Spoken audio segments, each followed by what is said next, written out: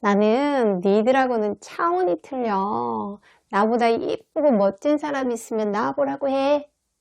이런 식으로 자기 도취에 빠져서 은근히 혹은 대놓고 잘난 체하며 뽐내는 사람들을 일컬어서요, 우스갯소리처럼 하는 말이 있죠. 뭐죠? 공주병, 왕자병. 이렇게 자기애성 성격을 가진 사람들은요, 미숙한 자기 사랑을 한답니다. 안녕하세요. 상담심리자 뽀요예요. 오늘은 성격에 대한 첫 시간이에요. 먼저 자기애성 성격에 대해서 오늘 살펴볼게요. 자기애성 성격 특성이 여러 가지가 있어요. 그 중에 첫 번째는요, 자기 자신에 대한 과대평가를 둘 수가 있답니다. 세상에서 가장 우월한 나, 이런 개념이 그들 안에 있다는 거예요. 나는 니들하고는 급이 달라. 깜냥도 안 되는 것들이 까불고 있어. 이처럼요, 이들은 자신이 성취한 일이나 외모, 지적 능력에 대해서요, 실제 자기 자신이나 혹은 남들의 피드백보다 더 과장되게 자신을 평가하는 자기 지각 편향성을 갖고 있어요. 보통 우리들은요, 자기가 나온 사진이나 비디오 같은 걸 보면 어떻게 느끼죠? 왠지 쑥스러워하고 어색해지잖아요. 그런데요, 자기애성 성격을 가진 사람들은요, 그 사진이 또는 비디오가 잘 나왔다고 자랑스럽게 평가를 해요.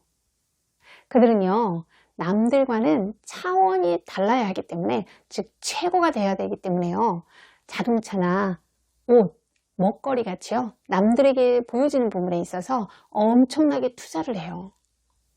이들은요, 지나칠 만큼 자신감에 차 있고 거만해 보여요. 고개를요, 이렇게 15도 각도로 들고 다니기도 하거든요. 근데 제가 아는 사람도 실제로 이런 각도로 다녀요. 근데 콧구멍이 가끔 보여요.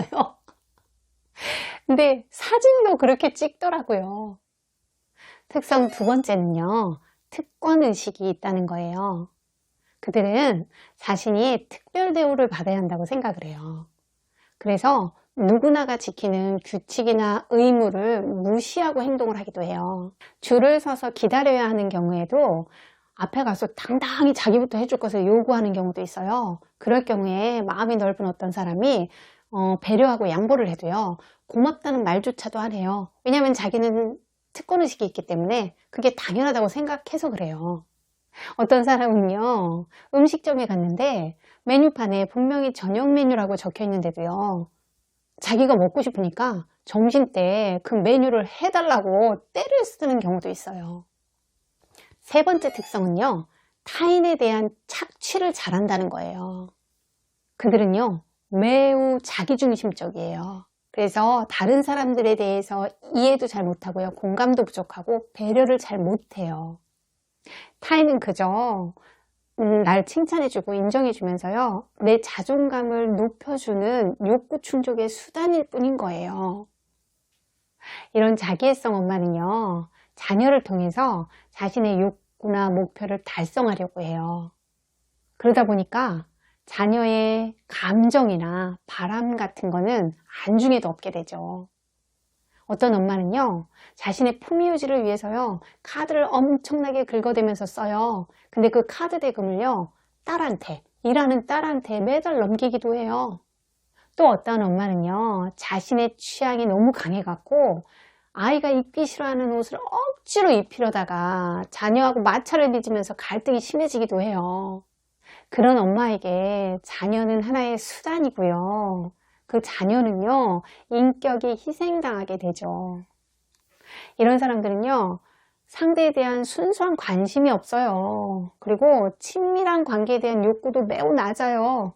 그러다 보니까 진정한 친구 관계가 잘 안 맺어져요. 그리고 굉장히 인간관계가 피상적으로 변하죠. 어떤 사람이 1000명 정도의 그런 연락처를 가지고 있다고 자랑을 하는 걸 봤어요. 근데 막상 어려움에 닥치니까 연락할 사람이 별로 없어 보이더라고요. 타인의 우편물이나 일기 같은 것을요, 허락 없이 그냥 마구 읽어요. 그러면서도 그 행위 자체가 다른 사람의 개인 영역을 침범하는 것인지조차를 몰라요. 남의 화장품이나 옷 같은 거 민감하잖아요. 그런 것도 언제든 막 자기 맘대로 빌려 써요. 그리고 어떤 사람은요, 남의 책을 빌려갔다가 마음껏 밑줄을 허락 없이 긋더라고요. 대화를 엿듣는 것은 예사고요. 남의 아이디어를 자기 것인 양 도용하기도 해요. 과도하게 이상화시키거나 평가절하시켜버리는 것도요, 그들의 특성 중 하나예요. 이들은요, 잘했다라는 말, 그 말로는 만족을 못해요. 반드시 누구누구보다 낫다, 어떤 사람 중에서 최고다, 이런 말을 들어야만 해요. 비교 우위를 통해서요, 자신의 우월함을 증명하면서 자신을 이상화시키려고 하는 거예요. 이들은요, 무의식 중에 뭔가 초라하고 느끼게 되는 경우가 많아요. 그럴 경우에 수치심이 막 들끓거든요. 그때 별것도 아니면서 대단하지도 않은데 뭐 라고 상대를 평가절하시켜요. 이 작업은요, 아주 교묘하게 이루어지고요, 우쭐한 기분을 되찾는데 효과가 아주 크답니다. 자기애성이 강한 엄마는요, 자신의 욕구를 잘 따라주는 자녀를 아주 이상화시켜요. 그래서 공부를 잘하는 자녀는요, 심부름 같은 거 절대 안 시키죠. 반면에 자신의 욕구를 충족시키지 못하는 자녀는요, 자녀임에도 불구하고 완전히 평가절하를 시켜버려요. 엄마는 네 나이 때 그렇게 멍청하지 않았어 라면서요, 자녀를 윽박지르죠. 자녀 때문에 손상되어진 자기의 수치심을요, 회복하려는 시도를 하고 있는 거예요. 자기애성 성격의 특성 5번째는 성공과 실패에 대한 귀인 양식이 다르다는 거예요. 귀인이란 말 아시죠? 원인을 돌리는 거. 성공하면요, 모든 것이 자신의 능력 덕분이라고 생각을 하고요. 반대로 실패를 하면 환경이나 함께 일한 다른 사람 탓이라고 생각하는 경향이 강해요. 또 누군가 자신의 단점을 지적하면요, 절대 못 받아들이죠. 내가 잘못했다고? 그렇게 말하는 네가 이상한 거 아니야? 너 나 시기하는 거지? 라고 말하면서요, 원인을 상대방에게 돌려버려요.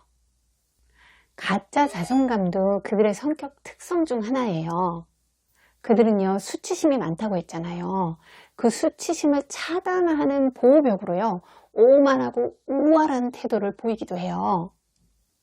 그래서 표면적으로 볼 때는요, 자존감이 아주 높아 보여요. 하지만 그들의 자기 개념은요, 부정적이고 불안정해요. 자존감이 진짜 높은 게 아니죠.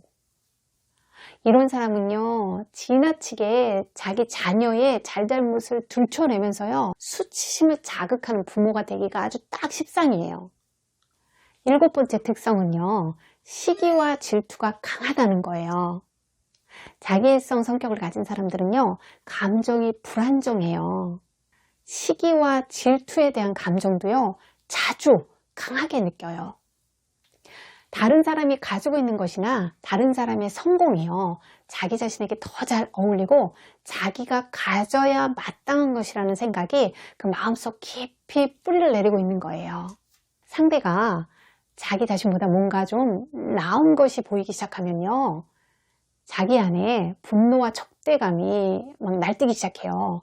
그것들을 잠재우기 위해서요, 상대방을 경멸하기 시작해요. 그 사람 대단한 것 같지만 사실 별것도 아니야 라고 시작해서요, 아주 유치한 수준의 험담까지 가기도 해요. 이런 깎아내림을 정당화시키면서 교묘히 자기 시기심을 부정해요. 어떤 때는요, 과하게 상대방을 칭찬하면서 자기 안에 생겨난 그 시기심을 슬쩍 위장하기도 해요. 8번째 특성은요, 최고가 되는 상상을 많이 한다는 거예요.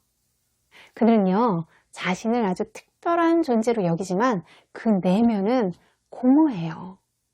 그 공허함으로부터 자신을 보호하고 자기를 덧입히기 위해서요, 심리학자들이 마법적 사고라고 부르는 일종의 환상에 자주 빠져들곤 해요. 영화 속 주인공이 돼서 아주 로맨틱하고 멋진 사랑을 하거나 고시에서 자기가 수석 합격을 한다든지 굉장한 성공을 거둬서요, 무사람의 시선을 한 몸에 받는 것 같은 그런 상상을 하곤 한다는 거예요. 지금까지 자기애성 성격 특성에 대해서 8가지로 한번 정리를 해봤어요. 여러분 들으시면서 전체적으로 자기애성 성격에 대해서 쭉 좀 그려지시죠? 이제부터는 자기애성 성격 유형에 대해서 한번 알아볼게요. 자기애성 성격 유형은 학자마다 다 다르게 말하고 있는데요. 저는 오늘 외현적 자기애와 내현적 자기애 이렇게 2가지를 살펴보려고 해요. 그 2가지가 일상생활에서 많이 드러나고 중요한 개념이라고 생각되거든요. 외현적 자기애는요, 누구나 알아챌 수 있을 만큼 자기애적인 속성이요, 겉으로 확연히 드러나는 경우를 말해요. 앞에서 살펴본 자기애성 성격의 특성들이요, 거의 다 외현적 자기애에 해당되는 것들이에요. 내현적 자기애는요, 겉으로 보기에 잘난 척하거나 오만한 모습이 드러나진 않지만 내면 깊은 곳에 자기애적인 성격적 역동이 존재하는 경우를 말해요. 내현적 자기애자들은요, 타인의 반응에 매우 민감해요. 그리고 자신감이 없어 보여요. 지나치게 감정을 억제하고요, 사람들이 자신에 대해서 관심을 집중하는 것을 몹시 불편해해요. 자기가 제대로 못할 것 같은 상황이나요, 또 창피를 당할 것 같은 느낌이 드는 상황은 어떻게든 피하려고 애를 쓰죠. 이 영상을 찍다 보니까 제가 완전히 내현적 자기애의 표본이었던 것 같아요, 예전에. 언뜻 보면요, 지금 제가 설명한 내현적 자기애들의 특성이요, 자기애성과는 좀 거리가 있어 보여요.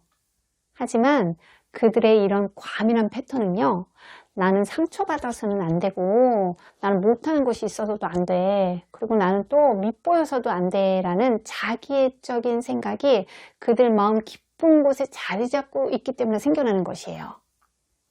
외현적 자기애자들과 내현적 자기애자들을 조금 이렇게 분리해서 설명도 했지만, 사실 이들은 어떤 면에서 그 본질이 동일해요. 그 본질이 뭐냐면 자만심이 가득하고요, 오직 자기만 중요하고, 그래서 자기에게만 몰두해 있다는 거예요. 그런데 그들이 그 본질을 유지하기 위해서 겉으로 드러나는 것들이 조금씩 다른 양상이 있어요. 먼저는요, 대인관계 패턴이 그래요. 외현적 자기애자들은요, 사람들과 관계를 맺을 때요, 자신이 어떻게 받아들여지고 어떻게 비추는지에 대해서 깨닫지도 못하고 관심도 없어요. 반면에 내현적 자기애자들은요, 관계 속에서 자신의 위치나 상황에 대해서 지나치게 민감하죠. 또 자존감을 유지하는 방식에 있어서 차이가 있어요. 외현적 자기애자들은요, 자신의 성취나 성공을 자랑하고요, 그에 대한 인정이나 칭찬을 받으면서 자존감을 유지하려고 해요. 반면에 내현적 자기애자들은요, 자신의 자존감이 손상될 만한 상황은 아예 원천적으로 차단하면서 자존감을 유지하죠. 그렇다면 이런 자기애성 성격은요, 어떻게 해서 생기게 되는 걸까요? 인간은 누구나 태어날 때부터요, 원초적인 자기애를 가지고 태어나요. 아주 어린 시절, 약 한 1살 정도라고 생각하시면 되는데요. 그때부터 자기상, 즉 자기 이미지와 자존감이 형성되기 시작하거든요. 그때 부모로부터 적절한 양육과 풍성하고 진심 어린 애정을 받지 못하게 되면요, 마음속에 수치심이 생기게 되면서요, 나는 괜찮은 존재야 라는 느낌을 보호하고 유지하기 위해서 여러 가지 노력을 하게 되죠. 그러면서 스스로 나는 대단한 사람이야 라는 생각에 과도하게 집착을 하게 돼요.